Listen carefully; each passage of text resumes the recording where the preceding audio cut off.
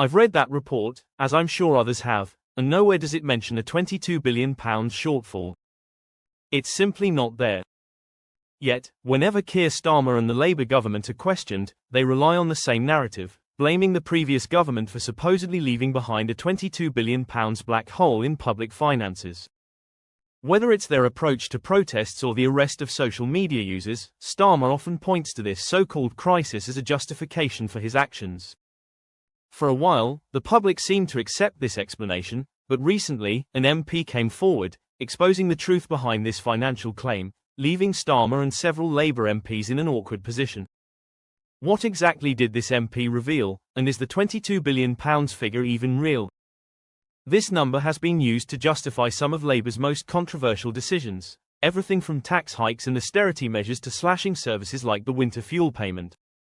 If this supposed black hole is nothing more than a political fabrication, the foundation of Labour's argument starts to crumble.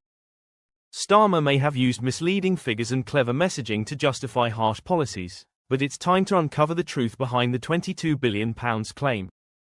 When Labour's Chief Secretary of the Treasury, Liam Byrne, famously said that there was no money left, he was telling the truth. However, in what is now considered one of the biggest lies in British politics, Rachel Reeves, the Chancellor, continues to spin a narrative designed to mislead.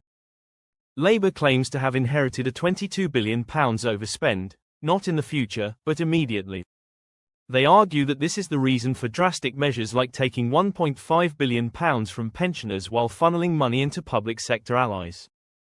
Meanwhile, Labour has decided to spend £8 billion on GB Energy, a green energy initiative once claimed to save citizens £300 on energy bills, although that promise now seems conveniently forgotten.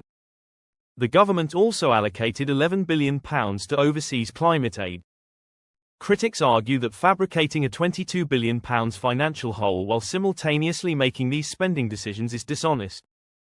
The £22 billion figure first appeared in Labour's budget announcements, where Reeves framed it as a crisis supposedly inherited from the Conservatives.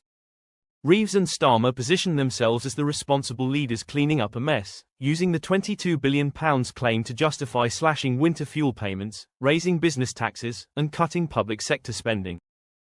However, a closer look reveals inconsistencies.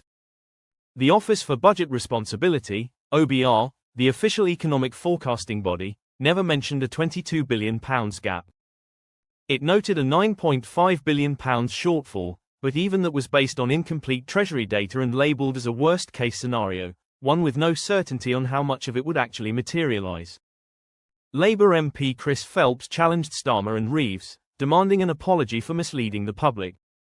The moment left them scrambling, unable to justify their claims. Nowhere in the report does it mention £22 billion. The only reference to a financial shortfall is £9.5 billion, and even that was flagged as uncertain.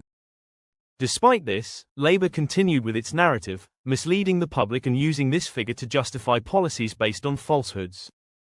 Labour leaders defended the £22 billion claim by combining unrelated budget pressures, such as £7 billion in additional spending flagged before the March budget, £5.6 billion in public sector pay costs, and other expenses like asylum support and rail project overruns. Critics didn't buy it, and MPs confronted Starmer over what they saw as a deliberate inflation of numbers. The government claimed to be making tough but necessary decisions, yet these decisions disproportionately impacted pensioners, low-income families, and businesses. Starmer's unpopularity is on the rise, with critics pointing out Labour's attacks on pensioners, child poverty, and the increasing austerity measures. Even former Conservative Chancellor Jeremy Hunt dismissed the £22 billion claim, calling it nonsense, and noting that no independent economists supported it. Still, Labour stuck to the narrative, using the so-called black hole as a shield to deflect criticism from its unpopular fiscal policies. The result? Harsh tax hikes and spending cuts have hit middle and lower-income families the hardest. Public frustration has grown as winter fuel payments were slashed, and financial pressures mounted. But instead of taking the blame, Labour has shifted the focus to the Conservatives, painting them as the true culprits behind the mess. As taxes were raised, Labour's leaders laughed it off, showing a clear detachment from the struggles of everyday citizens. Even former Labour supporters, like celebrity chef Tom Kerridge, criticised the budget, calling it catastrophic.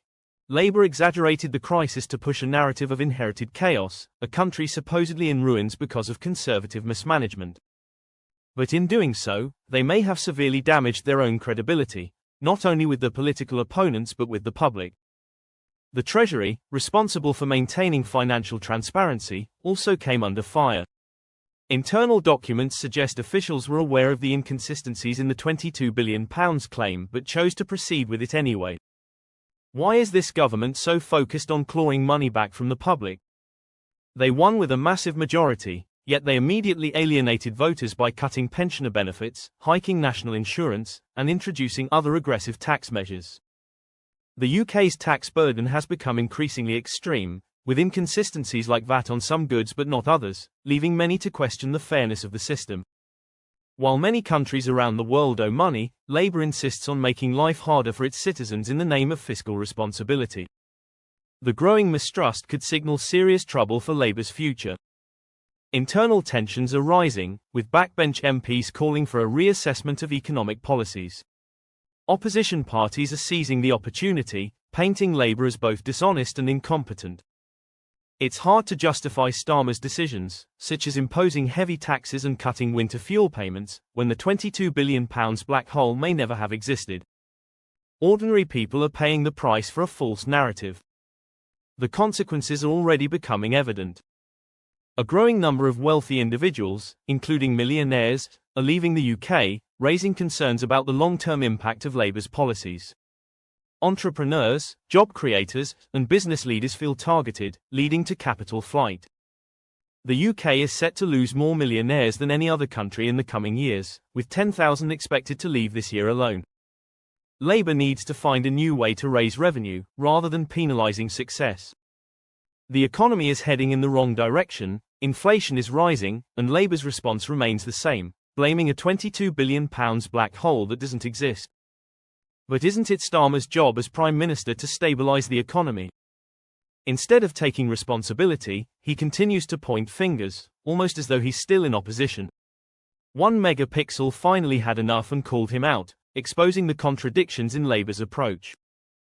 Government borrowing costs are at a 27-year high, growth has stalled, inflation is affecting millions, interest rates remain high, and business confidence has plummeted. Labour talked down the economy, imposed huge taxes, and broke promises, creating a crisis of their own making. International markets are uneasy, with the UK's long-term borrowing costs at their highest in decades.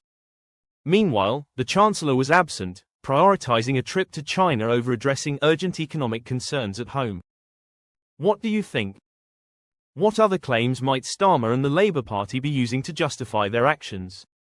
Now that the £22 billion myth has been exposed, can Starmer still be trusted as Prime Minister? Share your thoughts in the comments below. Why do you think Starmer is raising taxes when there's no £22 billion financial gap? If you found this analysis insightful, don't forget to like, share, and subscribe for more updates on British politics. Stay tuned for our next video.